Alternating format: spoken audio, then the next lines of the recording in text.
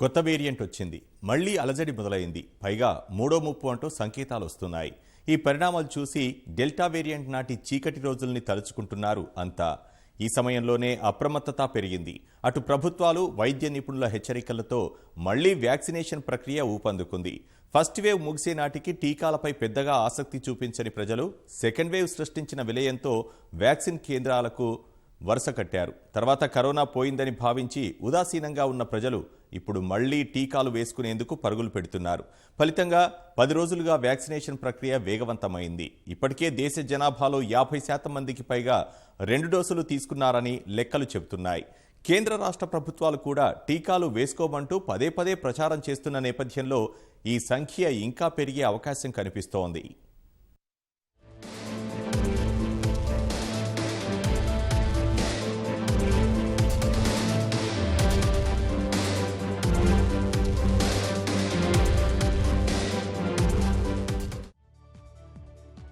వ్యాక్సిన్లు వేసుకుంటే ఏదో అయిపోతుందన్న అనుమానాలతో మొదట్లో వెనకడుగు వేశారు. కానీ ఫస్ట్, సెకండ్ వేవ్ల ప్రభావంతో ఆ అపోహలన్నీ పక్కకు పెట్టారు. టీకాలు తీసుకునేందుకు కదిలారు. చాన్నాళ్ల పాటు వ్యాక్సిన్ కేంద్రాలు కిక్కిరిసిపోయాయి. ఒకానొక దశలో టీకాల కొరతతో ఇబ్బందులు ఎదుర్కొన్నారు. ఎప్పుడైతే డెల్టా వేరియంట్ వ్యాప్తి సద్దుమణిగిందో మళ్లీ వ్యాక్సిన్లు వేసుకోవడంపై నిర్లక్ష్యం వహించారు. ఇప్పుడు ఒమిక్రాన్ అలజడితో మళ్లీ ఈ ప్రక్రియ వేగం పుంజుకుంది. అప్పటిలా టీకాల కొరత కూడా ఇప్పుడు లేదు. వ్యాక్సిన్ సెంటర్లోనే కాదు, వార్డులు, గ్రామాలు, అంతెందుకు పంట పొలాల్లో తిరుగుతూ కూడా వ్యాక్సిన్లు వేస్తున్నారు. ఈ ఏడాది అక్టోబర్ నాటికి 100 కోట్ల డోసుల మైలురాయి అధిగమించింది ఈ వ్యాక్సినేషన్ ప్రక్రియ. ఇటీవలి లెక్కల ప్రకారం చూస్తే దేశంలో అర్హులైన వారిలో దాదాపు 50% మంది 2 డోసుల టీకాలు తీసుకున్నారు. ప్రస్తుతం ఒమిక్రాన్ భయంతో క్రమక్రమంగా ఈ సంఖ్య పెరిగే అవకాశం కనిపిస్తోంది.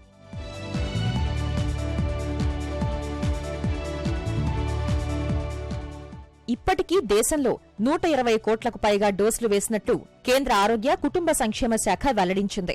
ఇందులో 80 కోట్ల ఫస్ట్ డోసులు ఉండగా 47 కోట్ల రెండో డోసులు ఉన్నాయి. ఉత్తరప్రదేశ్లో 16 కోట్లకు పైగా డోసులు అందగా తర్వాత మహారాష్ట్రలో 11 కోట్లకు పైగా, పశ్చిమ బంగాల్లో 9 కోట్లకు పైగా డోసులు అందజేశారు. తెలంగాణలో ఇప్పటి వరకు 3.7 కోట్లకు పైగా డోసులు అందించినట్టు ఆరోగ్య శాఖ వెల్లడించింది. ఇందులో 2.49 కోట్ల మేర ఫస్ట్ డోసులు ఉండగా 1,30,00,000 వరకు సెకండ్ డోసులు ఉన్నాయి. ఇది డిసెంబర్ 4వ తేదీ నాటి లెక్కలు. రోజురోజుకీ లెక్కలు మారుతున్నందున ఈ సంఖ్య మరింత పెరిగే అవకాశం కనిపిస్తోంది. కేరళ, కర్ణాటకలోనూ 90% మంది ఫస్ట్ డోస్ తీసుకున్నట్టు కేంద్ర ఆరోగ్య శాఖ స్పష్టం చేసింది. ఈ లెక్కలన్నీ చెప్తున్నది ఒక్కటే, క్రమక్రమంగా వ్యాక్సినేషన్ ప్రక్రియ వేగం పుంజుకుంటోందని.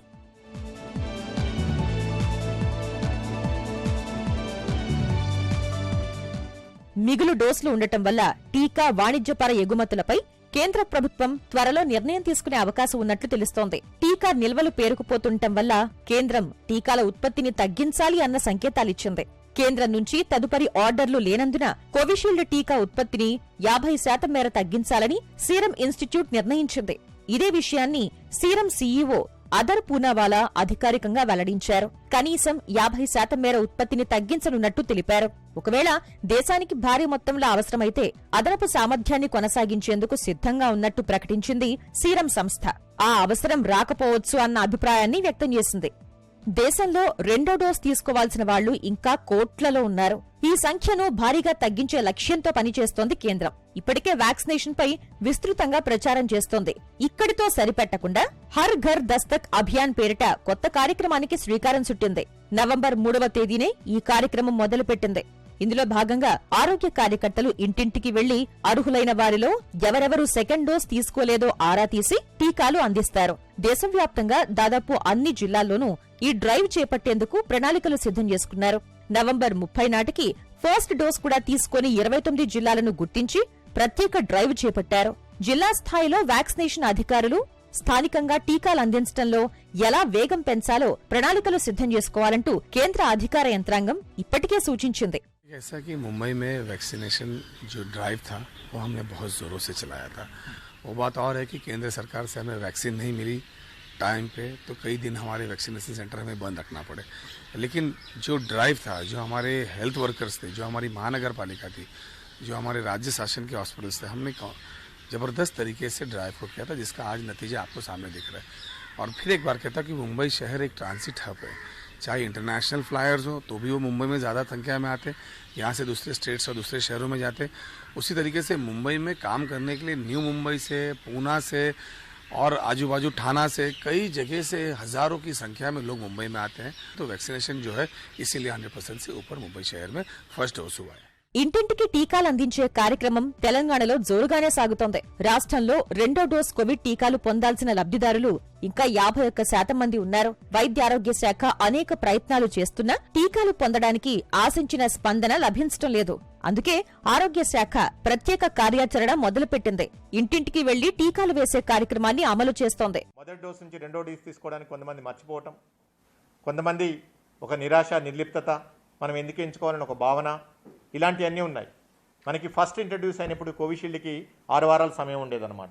సో మళ్ళీ అదే ఇంటర్వెల్ని అంటే 1.5 4 to 6 వీక్స్లో ఈ సెకండ్ డోస్ కూడా కోవిషీల్డ్కి సంబంధించి ఇవ్వాలని చెప్పేసి ఆ వ్యవధిని తగ్గించండి అని చెప్పేసి గౌరవనీయ మంత్రివర్యులు ఆరోగ్య శాఖ మంత్రులు రిక్వెస్ట్ చేయడం జరిగింది కేంద్ర ప్రభుత్వాన్ని. ఉన్న సైంటిఫిక్ ఇన్ఫర్మేషన్ ప్రకారం వాళ్ళలో ఏదైతే యాంటీబాడీస్ డెవలప్ అవుతాయో, రక్షణ వృద్ధికారాలు ఏవైతే డెవలప్ అవుతాయో అవన్నీ కూడా కనుమరుగే అవకాశం ఉంటుంది. కాబట్టి వాళ్ళకి మళ్ళీ ఒక బూస్టర్ డోస్ ఇవ్వాలి, అది మీరు ఇంట్రడ్యూస్ చేయండి అని చెప్పేసి మళ్ళీ కేంద్ర ప్రభుత్వాన్ని రిక్వెస్ట్ చేయడం జరిగింది. దీంతోపాటు పిల్లలకు ఆల్రెడీ వ్యాక్సిన్స్ ఒక 2 vaccines emergency authorisation or approval ఇవ్వడం జరిగింది. కాబట్టి వ్యాక్సిన్ ఇవ్వడానికి పర్మిషన్ ఇవ్వమని చెప్పడం జరిగింది. మొదటి నుంచి థర్డ్ వేవ్ విషయమై ప్రధానంగా వినిపిస్తున్న మాట పిల్లలకు ప్రమాదం ఎక్కువగా ఉంటుందేమోనని. పెద్దల్లో కనీసం 1 డోస్ తీసుకున్న వాళ్ళైనా ఉన్నారు. కానీ పిల్లలకు ఇప్పటి వరకు ఎలాంటి టీకాలు అందించడం లేదు. ప్రయోగ దశలో ఉన్న టీకాలకు అధికారిక అనుమతి లభించలేదు. ఒమిక్రాన్ వేరియంట్ విస్తృతమవుతున్న ఈ తరుణంలో తల్లిదండ్రుల్లో ఆందోళన పెరుగుతోంది. పైగా విద్యాసంస్థలు తిరిగి తెరుచుకోవడమూ ఈ భయాన్ని రెట్టింపు చేస్తోంది. ఇది దృష్టిలో ఉంచుకుని కేంద్రం పిల్లలకు టీకాలందించేందుకు రంగం సిద్ధం చేసుకుంటోంది. ఈ అంశమై కేంద్రం నిపుణులతో విస్తృత స్థాయిలో చర్చలు జరుపుతోంది. త్వరలోనే National Technical Advisory Group on Immunization NTAGI కూడా దీనిపై ఓ నిర్ణయానికి రానున్నట్లు తెలుస్తోంది. వచ్చే ఏడాది జనవరి నుంచి పిల్లలకు టీకా పంపిణీ ప్రారంభించే అవకాశాలున్నట్లు సమాచారం. మొదట వివిధ వ్యాధులతో బాధపడుతున్న పిల్లలకు ప్రాధాన్యమిస్తూ వారికి టీకాలు వేసే అవకాశం ఉంది. జైడస్ క్యాడిలా సహా భారత్ బయోటెక్ ఇప్పటికే చిన్నారుల టీకాలు అభివృద్ధి చేశాయి. జైడస్ క్యాడిలా సంస్థ అభివృద్ధి చేసిన జైకోవ్ డి టీకాను 12 నుంచి 18 ఏళ్ల వయసు వారికి కూడా ఇవ్వొచ్చని ఆ సంస్థ వెల్లడించింది. ఈ టీకాకు కేంద్రం అత్యవసర అనుమతినిచ్చినప్పటికీ ఇంకా పంపిణీ ప్రారంభించలేదు. ఇక 2 నుంచి 18 ఏళ్ల వారికి కోవాక్సిన్ టీకా ఇచ్చేందుకు నిపుణుల కమిటీ పచ్చజెండా ఊపింది. ఈ మేరకు కోవాక్సిన్ కు అత్యవసర అనుమతులు జారీ చేయాలని కేంద్రానికి సిఫారసులు చేసింది. ప్రముఖ దేశీయ ఫార్మా సంస్థ భారత్ బయోటెక్ చిన్నారుల కోసం రూపొందించిన కోవాక్సిన్ టీకాపై ఇటీవల ఆ సంస్థ క్లినికల్ ప్రయోగాలు నిర్వహించిన విషయం తెలిసిందే. 2 నుంచి 18 ఏళ్ల వారి కోసం కోవాక్సిన్ టీకా 2, 3 దశల ప్రయోగాలను పూర్తి చేసిన భారత్ బయోటెక్ ఆ నివేదికను భారత ఔషధ నియంత్రణ సంస్థ DCGIకి అందజేసింది. ఈ నివేదికను పరిశీలించిన DCGI నిపుణుల కమిటీ పిల్లలకు కోవాక్సిన్ టీకా ఇచ్చేలా అత్యవసర అనుమతులు జారీ చేయాలని సిఫారసులు చేసింది.